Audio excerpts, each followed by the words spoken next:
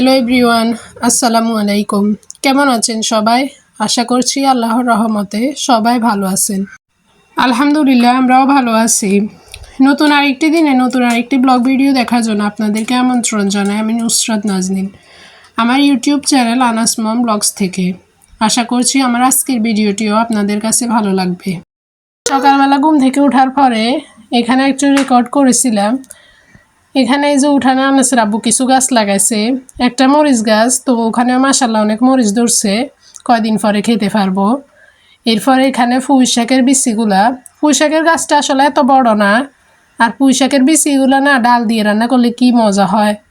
তো অনেক দিন হয়েছে এগুলো খাইনি, দেখা যাক এবার খেতে পারি কিনা। তো এখানে বেগুন গাছেও ফুল আসছে, কিন্তু বেগুন এখনও ধরে নাই। বেগুন গাছেটা না একদম শীতের প্রথমে লাগাইছিল, কিন্তু এখনও না একটা বেগুনও ধরে নাই। তো এই তো এখানে লেবু গাছে একটা লেবু আছে, এই পুরো লেবু গাছটাতে মাত্র একটাই লেবু আছে, আর নতুন করে লেবুর ফুলও দিছে। তো আমাদের আশা আছে এই যে এখানে ফেফে দুইটা বড় বড় এইগুলা আর লেবু, এটা আমরা প্রথম রমজানে বা রমজানের মধ্যে যাতে খেতে পারি, এটাই আসলে আশা করছি। তো দেখা যাক রমজান পর্যন্ত এই ফেফেগুলো থাকে কিনা। তো এই তো এখানে আমি থালা বাসনগুলো সুন্দরভাবে ধুয়ে আনছি। শীতকালে না আসলে থালা বাসন দুইবারে ধুচ্ছি, কারণ আসলে পানির কারণে না হাতটাতে একটু ব্যথা করে। তো এই কারণে বারবার বেসিনে যাওয়া হয় না, বারবার ধোয়া হয় না, পানি থেকে একটু দূরেই থাকার চেষ্টা করছি। তো এরপরেও না অসুস্থতা তো আসলে পিছু ছাড়ছে না, হাত ব্যথা লেগেই আছে। তো সবাই আমার জন্য, আমার আনাসের জন্য অবশ্যই মন খুলে দোয়া করবেন। আর যারা যারা আমার ভিডিওটি আজকে নতুন দেখছেন, আমার ভিডিওটি যদি কোনো অংশ আপনাদের কাছে ভালো লেগে থাকে, আমার চ্যানেলটি সাবস্ক্রাইব করে আমার পাশে থাকতে পারেন, আর ভিডিওটিতে একটি লাইক দিতে পারেন। আপনারা না অনেকেই লাইক দিতে চান না, তো লাইক দিলে কিন্তু আসলে তেমন কিছু একটা কমে না আপনাদের, তো একটা লাইক অবশ্যই দিতে পারেন। তো আমি কিন্তু আমার আনাসের সাথে অনেক সময় অনেক দুষ্টামি করি। এখানে আমি ওকে একটু দৌড়াচ্ছিলাম, ও সাইকেল চালাচ্ছিল ঘরের মধ্যে। তো ওকে নিয়ে বাইরে আসলাম, কাপড় চোপড় কিছু ধোয়ার ছিল, এগুলোও ধুয়ে দিচ্ছি, সুন্দরভাবে রোদেও দিয়ে দিচ্ছি। আর ওর অবস্থা দেখেন, বাচ্চা মানুষ পানি ফাইলেই হয়েছে। এই যে এখানে বালতির মধ্যে একটু জমানো পানি ছিল, ওগুলোর মধ্যে হাত ধুয়ে নিচ্ছে। তো জ্যাকেটটা পরে আবার খুলে নিয়েছি, নিয়ে আবার রোদের মধ্যে দিয়ে দিয়েছিলাম, জ্যাকেটের হাতাগুলো ভিজে গেছিলো। এরপরে আমি বিছানাগুলো সুন্দরভাবে করে নিছি, 2 রুমের বিছানাই আমি সুন্দরভাবে গুছিয়ে নিছি। তো এই মেরুন কালারের বিছানাটা বিছানার পরে বুঝলাম যে আসলে কালো জিনিসের মধ্যে ময়লা অনেক বেশি দেখা যায়। এটা 3-4 দিন যাওয়ার আগেই মনে হয় যে ময়লা হয়ে গেছে, তো তখন আবার চেঞ্জ করে আরেকটা বিছিয়ে নিই। আমার এই সুন্দর বিছানাটা কিন্তু একজন ব্লগার আপু থেকে নিছি, বাংলাদেশি ওমান ব্লগার ফারজান আপু থেকে নিছি। তো এটা 2 বছর আগে ঈদের সময় আমার একটা জামাও নিয়েছিলাম ওনার থেকে, তখন নিছিলাম। তো বিছানাটা কিন্তু অনেক সুন্দর, ধোয়ার সময় অনেক সফট থাকে, মানে অনেক নরম থাকে, এই কারণে ধুতে আমার তেমন একটা অসুবিধা হয় না, আর বিছালেও অনেক আরাম হয়। তো এই তো এখানে রান্না বান্না করতে চলে আসলাম। এখানে আমি তাওয়ার মধ্যে তেল দিয়ে দিচ্ছি, কারণ এখানে মাছ ভাজি করব।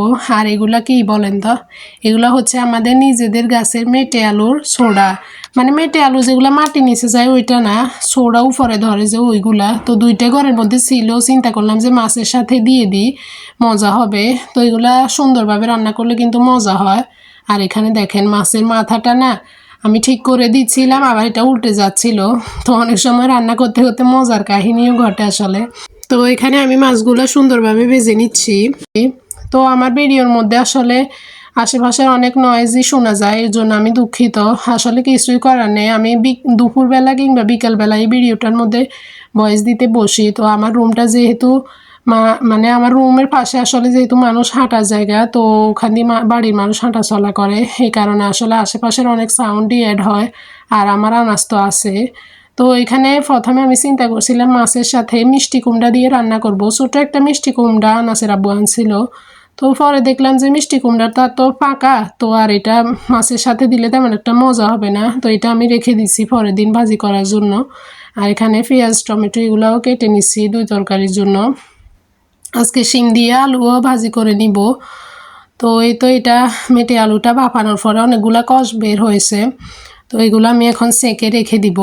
আর এখানে মাছটাও প্রায় ভাজি হয়ে গেছে, মাছ আসলে একটু ভেজে না খেলে ভালো লাগে না। এখন আসলে কাঁচা মাছ খেতেই পারি না, একটু ভেজে নিলে ওই মাছটাই খেতে ভালো লাগে।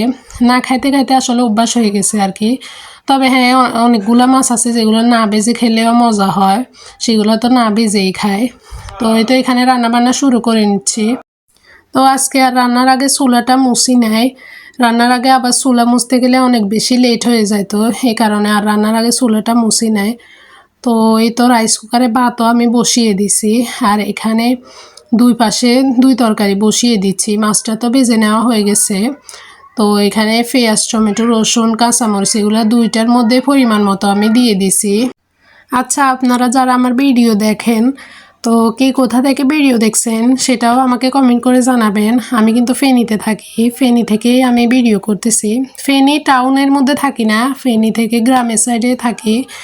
তো গ্রামের সাইডে থাকার কারণে না অনেক অসুবিধাই হয়। অনেক সময় অনেক জিনিস কেনার জন্য আমাদেরকে শহরের দিকে যেতে হয়।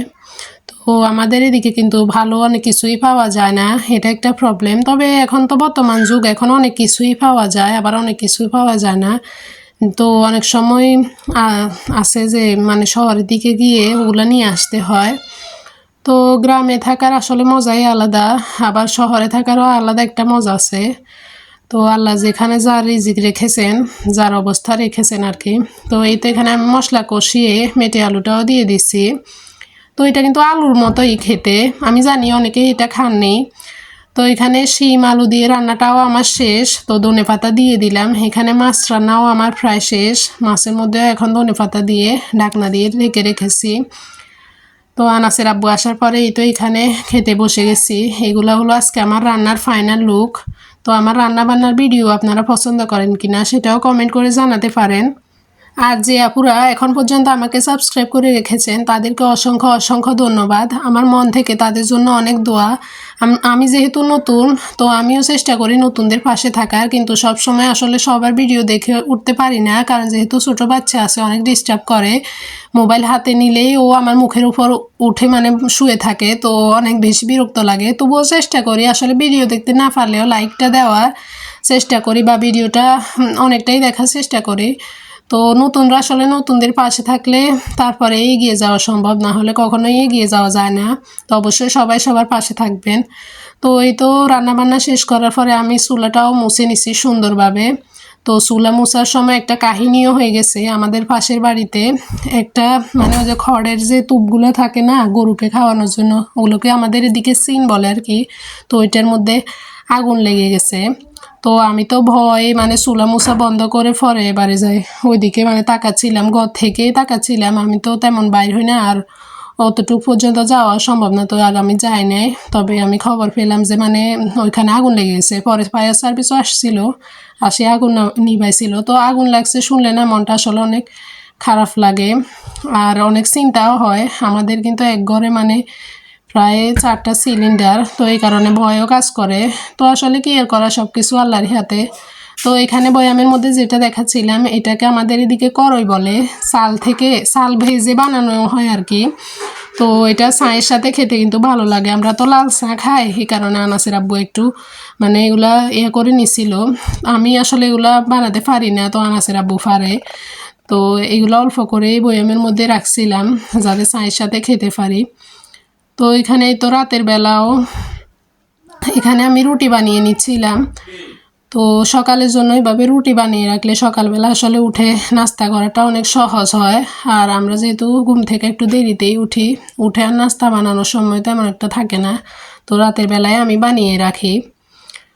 তো এই পর্যন্ত ভিডিওটিতে কেউ আছেন কি না জানি না, সবাই সবার সুস্থতা কামনা করছি। ভালো থাকবেন, সুস্থ থাকবেন। আমার এবং আমার পরিবারের জন্য অবশ্যই মন খুলে দোয়া করবেন। তো এখানে রুটিগুলোও আমি সেঁকে নিচ্ছি সুন্দর মতো। তো আসলে লং ভিডিও দেওয়াটা অনেক কষ্টের, এডিট করা যেমন কষ্টের, ভয়েস দেওয়াও অনেক কষ্টের। তো ধৈর্য সহকারে আসলে ভিডিওটি দেখবেন এবং অবশ্যই আমার পাশে থাকবেন। তো ভিডিওতে অনেক আশেপাশে নয়েজ আসার জন্য আমি আসলে অনেক দুঃখিত। তো আজকে এই পর্যন্তই। আল্লাহ হাফেজ, আসসালামু আলাইকুম।